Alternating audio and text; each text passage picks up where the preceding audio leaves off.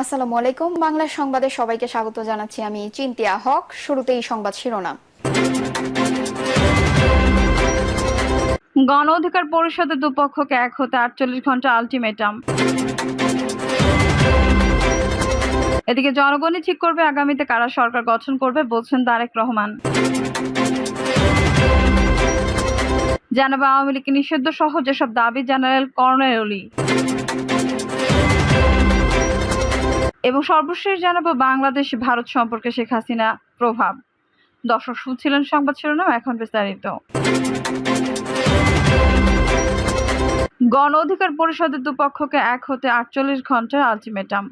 VP Nurul হক নূর ও doctor Reza কিবরিয়ার বিরোধিতায় বিভক্ত হওয়া গণ অধিকার পরিষদের দুপক্ষকে এক হওয়ার আহ্বান জানিয়েছেন দলটির তৃণমূল পর্যায়ের কর্মীরা। এক্ষেত্রে তারা 48 ঘন্টার সময় বেঁধে দিয়েছেন। যদি এই দাবি না মানা হয় তাহলে গণ অবস্থা সহ বিভিন্ন কঠোর কর্মসূচি ঘোষণার হুঁশিয়ারি প্রদান করেছেন তারা। সংবাদ সম্মেলনে গণ অধিকার পরিষদকে ঐক্যবদ্ধ হওয়ার জন্য দুপক্ষকে কয়েকটি দাবি মেনে নেওয়ার আহ্বান জানানো হয়। এছাড়া সমাধানের পথ হিসেবে উভয় পক্ষের নিকট একটি রূপরেখা প্রস্তাব করা হয়। তা হলো সাংগঠনিক কার্যক্রমের গতিশীলতা ধরে রাখার জন্য একটি অন্তর্বর্তী সরকার উপদেষ্টা কমিটি ও নিরপেক্ষ শক্তিশালী নির্বাচন কমিশন গঠন করে তাদের নিকট দায়িত্ব হস্তান্তর করা। সংবাদ সম্মেলনে ছাত্র অধিকার পরিষদের সাবেক কেন্দ্রীয় সহ সাংগঠনিক সম্পাদক ও গণ অধিকার পরিষদের কর্মী মোহাম্মদ আলামিন আটিয়া আলটিমেটাম দিয়ে বলেন, গণ অধিকার পরিষদের তৃণমূল পর্যায় থেকে আমরা সংগঠনের দুপক্ষকে আলোচনায় বসার জন্য 48 ঘন্টা আলটিমেটাম দিচ্ছি।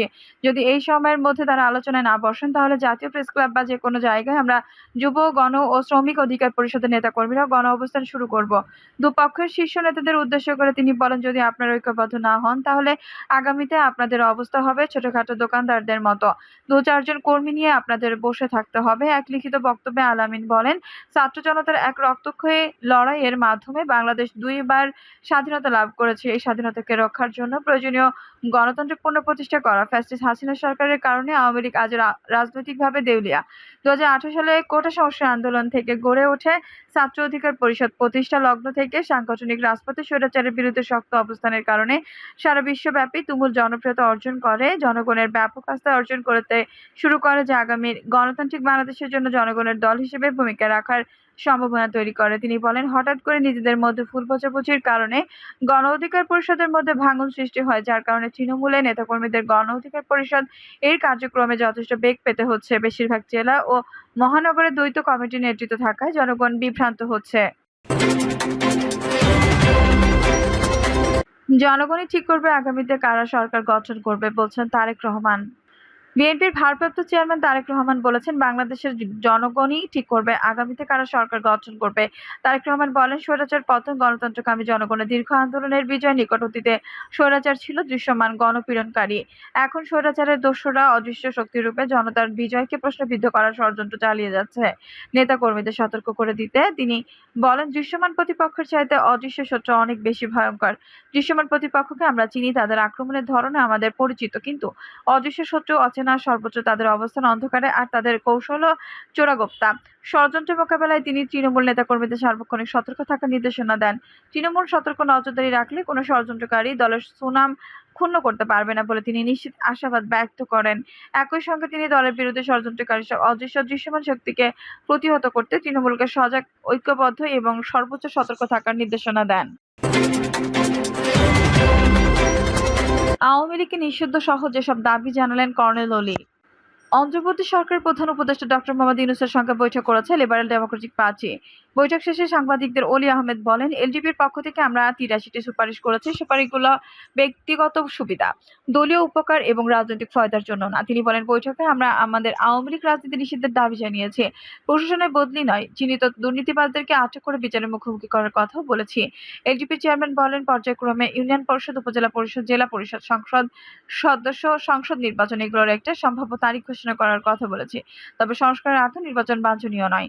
ওলি আহমেদ বলেন, স্বৈরাচারী সরকারের সময় জনগণের মানবাধিকার ছিল না, স্বাধীনতা ছিল না, কিন্তু ষড়যন্ত্রকারীরা এখনো ষড়যন্ত্র করে যাচ্ছে।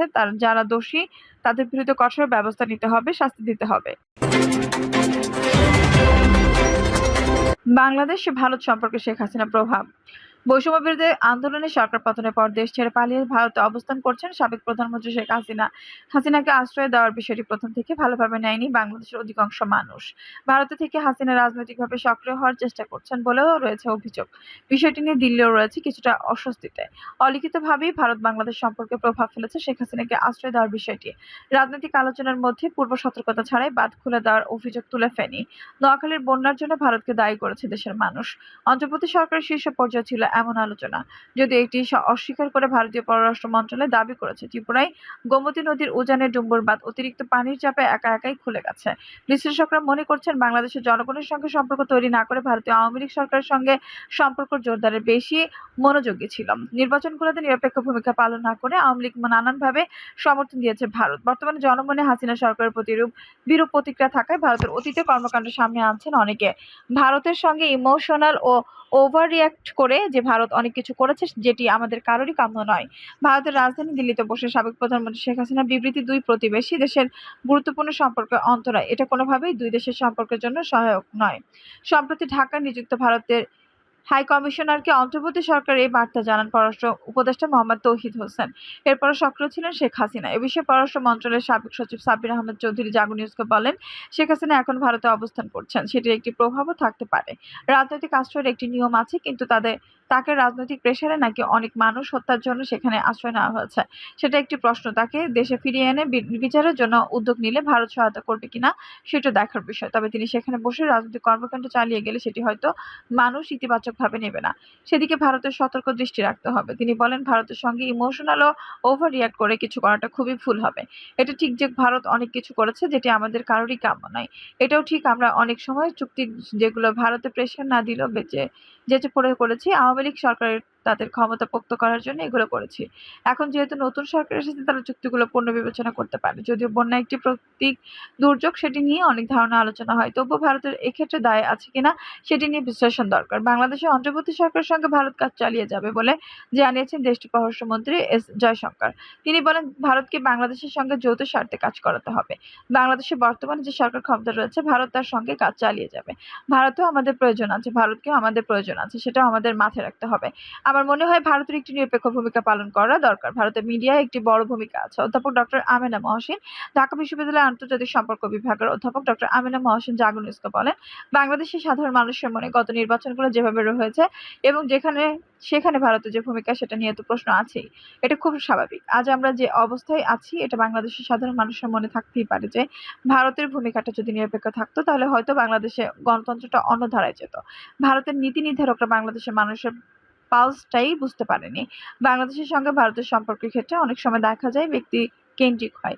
সেটার কারণও আছে। আমরা দেখছি আওয়ামী লীগের সময় তাদের যে নিরাপত্তার বিষয়, যেমন সেভেন স্টার্স বাংলাদেশ দেখছে, আমরা মনে হয় ভারতের দিক থেকেও একটা দূরদৃষ্টির অভাব থাকে। সেটা আমাদের রাজনৈতিক দলগুলোরও ছিল। আমার মনে হয় ভারতের দিক থেকেও একটা দূরদৃষ্টির অভাব থাকে, সেটা আমাদের রাজনৈতিক দলগুলোরও ছিল। তিনি বলেন, ভারতও আমাদের প্রয়োজন আছে, ভারতকেও আমাদের প্রয়োজন আছে, সেটা মাথায় রাখতে হবে। আমার মনে হয় ভারতের একটি নিরপেক্ষ ভূমিকা পালন করা দরকার। ভারতের মিডিয়ায় একটি বড় ভূমিকা আছে। মিডিয়া কি ধরনের ভূমিকা রাখছে সেটিও একটি বড় বিষয়। মনোভাবগুলো তৈরি হচ্ছে, আমরা দেখছি এবং শুনছি। তার উপর ভিত্তি করে সে দেখাশোনার বিষয়টি কিন্তু ভারতের চেয়ে বেশি হচ্ছে। ভারত যদি বলে তাদের সবকিছু ফ্রি, তাদের কোনো কন্ট্রোল নেই, সেটি ঠিক নয়। তবে ভারত শেখ হাসিনার অবস্থান সম্পর্কে একটা কনসার্ন থেকে যাবে। ওখানে অবস্থানে যে সেখানে বসে কি ধরনের কার্যকলাপ করছে সেটি কনসার্ন থাকে। ওখান থেকে যদি রাজনীতিটা হয় সেটি সম্পর্কে প্রভাব ফেলতে পারে। তাই এটি অনেকটা ভারতের উপর নির্ভর করছে। বাংলাদেশের জনগণের অভিপ্রায় নিয়ে ভারতকে চিন্তা করতে হবে। বাংলাদেশকে ভারতের খুবই দরকার, কারণ বাংলাদেশে অল্টারনেটিভ জায়গা তৈরি হয়েছে। শেখ হাসিনা ভারতে বসে রাজনৈতিক কর্মকাণ্ড পরিচালনা করলে সেটি দুই দেশের সম্পর্কে নেতিবাচক প্রভাব ফেলতে পারে। অধ্যাপক ডক্টর মোহাম্মদ কামাল উদ্দিন, চট্টগ্রাম বিশ্ববিদ্যালয়ের আন্তর্জাতিক সম্পর্ক বিভাগের অধ্যাপক ডক্টর মোহাম্মদ কামাল উদ্দিন বলেন, আমাদের জনগণের পারসেপশনে একটা পরিবর্তন এসেছে। বিশেষ করে আওয়ামী লীগ সরকার ভারতের যে সমর্থন সেটি বাংলাদেশের মানুষ সহজভাবে নেয়নি, যে কারণে মানুষের মধ্যে একটা পারসেপশন হচ্ছে বাংলাদেশ ভারতের সম্পর্ক দ্রুত তৈরি হচ্ছে। কিন্তু অফিসিয়ালি কোনো স্টেটমেন্ট এখনো দেখিনি ভারতের সঙ্গে বাংলাদেশের সম্পর্কে বাস্তবিক দূরত্ব হয়েছে। একই সঙ্গে এমন কিছু ঘটেছে যেমন না জানিয়ে পানি ছেড়ে দেওয়ার যে বন্যা হয়েছে সেজন্য সন্দেহের মাত্রা বেড়ে গেছে। তবে রাষ্ট্রীয় বিবেচনায় এখনো সম্পর্ক দ্রুত হয়েছে সেটি বলা যাবে না। আমাদের ভারতের সঙ্গে সম্পর্কটা অসম। এতদিন যারা ক্ষমতায় ছিল তারা মনে করতো ভারত আমাদের পার্শ্ববর্তী একটি বড় দেশ, সবসময় ভারতকে সন্তুষ্ট করতে চলতে হবে। সে জায়গায় একটা পরিবর্তন দরকার, কারণ ভারতও আমাদের দরকার। তিনি বলেন, আন্তর্জাতিক সম্পর্কে ব্যক্তিকেন্দ্রিক সম্পর্ক হওয়া উচিত নয়, রাষ্ট্রের সঙ্গে রাষ্ট্রের সম্পর্ক থাকা উচিত। বাংলাদেশের জনগণের অভিপ্রায় নিয়ে ভারতকে চিন্তা করতে হবে।